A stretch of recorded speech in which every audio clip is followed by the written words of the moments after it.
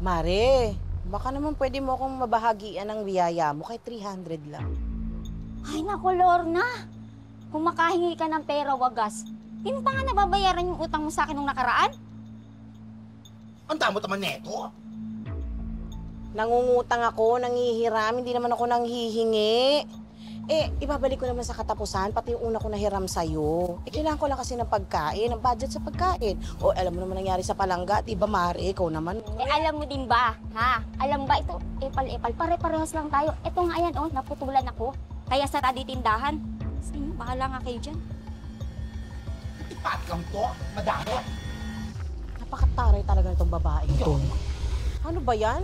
Saan naman tayong manghihiram ngayon? Ang init-init ng panahon, oh. Nakakatamad maglakad. Lorna, Sino yan? Aba, Lorna. Tama yung mga marites.